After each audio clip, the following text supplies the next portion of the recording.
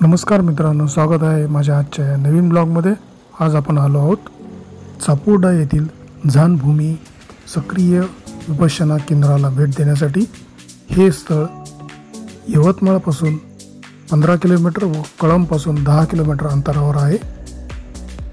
इथे विपश्यनासाठी आलेल्या व्यक्तींसाठी निशुल्क प्रवेश तसेच बाह्य व्यक्तींना 10 रुपये शुल्क आकारले जाते। आतमध्ये आल्यानंतर आपल्याला सुंदर असे गार्डन येथे पाहायला मिळते। समोर आपण बघू शकता सुंदर असा स्तंभ येथे लावण्यात आलेला आहे।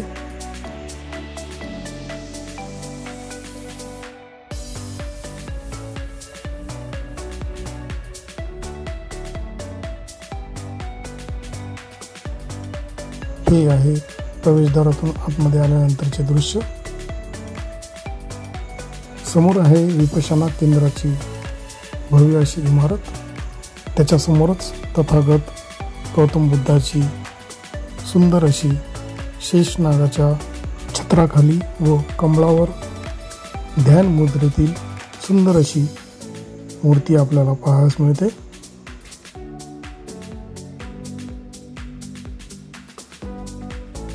मूर्तीच्या सभोवती सुंदर असे कमळ येथे लावलेले आहेत।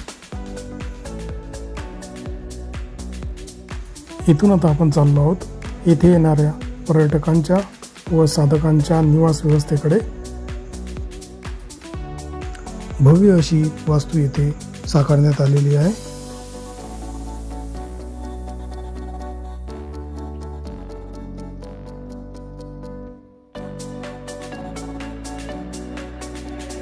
या वास्तू समोरच गौतम बुद्धाची मूर्ती सुद्धा ठेवण्यात आलेली आहे।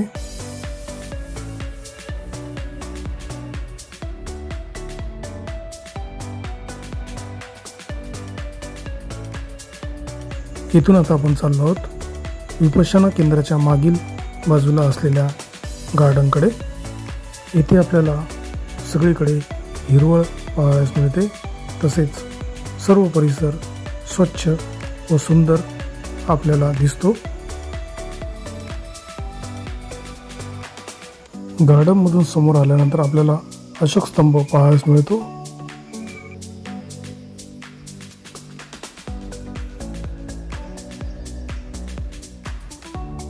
अशोक स्तंभाच्या आजूबाजूला केलेले सुंदर असे गार्डन आता आपण बघत आहात।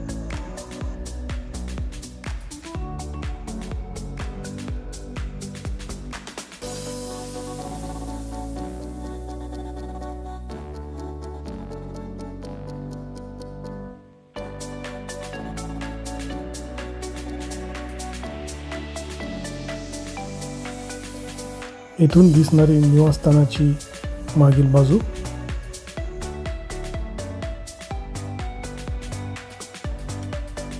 गार्डन मध्ये फिरून आता आपण चाललो आहोत विपश्यना केंद्राकडे।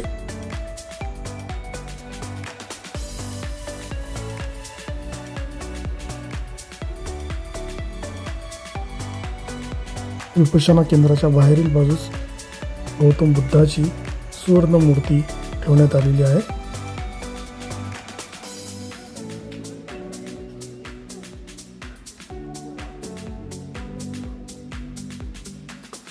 इथून आता आपण विपश्यना केंद्रामध्ये चाललो आहोत। आतमध्ये गेल्यानंतर आपल्याला 2 हॉल दिसतात, एक डाव्या बाजूला एक व उजव्या बाजूला।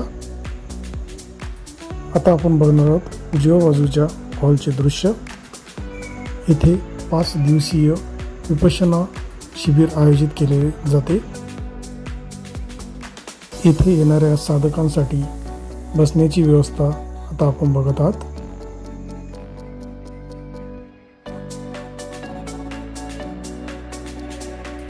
दोन्ही हॉलच्या मधील बाजूस विहार आहे।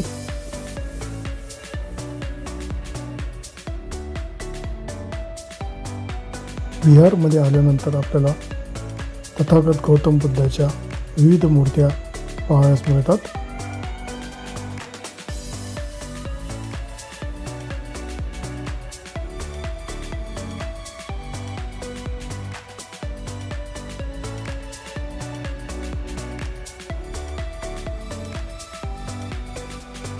येथे असलेली तथागत गौतम बुद्धाची पूर्णाकृती मूर्ती आता आपण बघत आहात. तसेच त्याच्यासमोर डॉक्टर बाबासाहेब आंबेडकर यांची मूर्तीसुद्धा ठेवण्यात आलेली आहे. विहारमधून निघून आता आपण चाललो आहोत 2 नंबरच्या हॉलमध्ये. येथे सुद्धा साधकांसाठी बैठक व्यवस्था करण्यात आलेली आहे. तसेच समोर तथागत गौतम बुद्धाची मूर्तीसुद्धा ठेवण्यात आलेली आहे.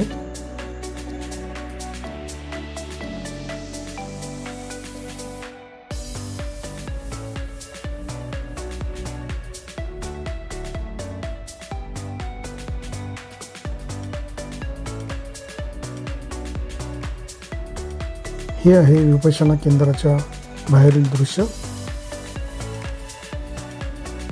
इथून आपण बघू शकता सुंदर अशी कलाकृती.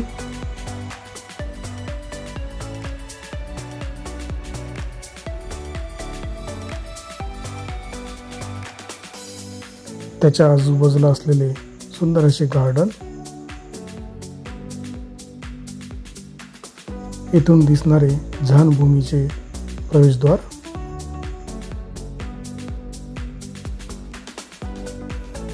तसेच इथून दिसणारा मध्यभागी असलेला स्तंभ. इथून आता आपण चाललो आहोत येथे स्थापित होणाऱ्या दवाखान्याच्या इमारतीकडे. दवाखान्यासमोर सुंदर अशी तथागत गौतम बुद्धाची मूर्ती लावण्यात आलेली आहे. या झानभूमीचे संस्थापक डॉक्टर बोधी अशोक हे MBBS MD आहेत.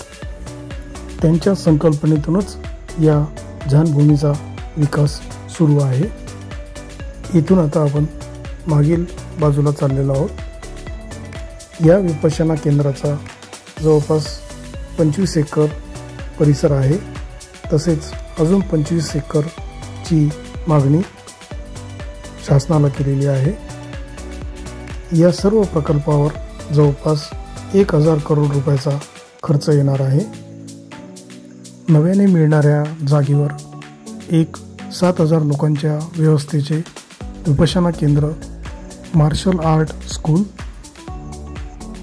तसेच 5 मजली निवास व्यवस्थेची इमारत बांधण्याचा प्रकल्प आहे. समोर आपण बघू शकता मागील बाजू असलेले सुंदर असे गार्डन. तसेच बाजूने वाहणारी छोटीशी नदी. येथे आलेले पर्यटक.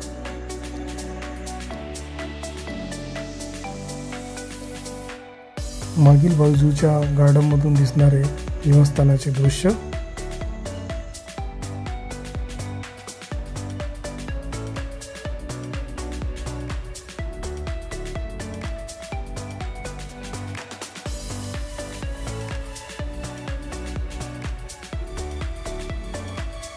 इथे असलेल्या नदीला पावसामुळे आलेले पाणी आता आपण बघू शकता.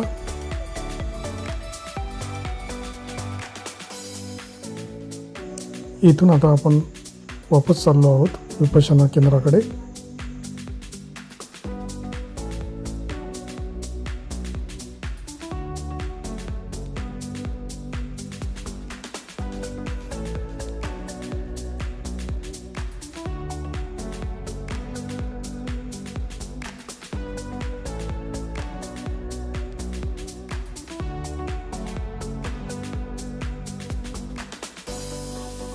येथे प्रवेशद्वाराच्या जवळ असलेल्या दुकानामध्ये ठेवण्यात आलेल्या विविध वस्तू आता आपण बघत आहात.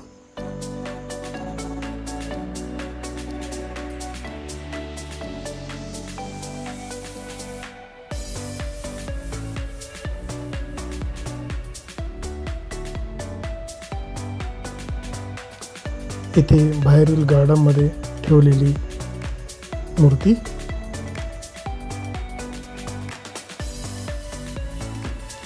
हे विपश्यना केंद्र पूर्ण बघितल्यानंतर आपल्याला येथे या केंद्राबद्दल सविस्तर माहिती दिली जाते.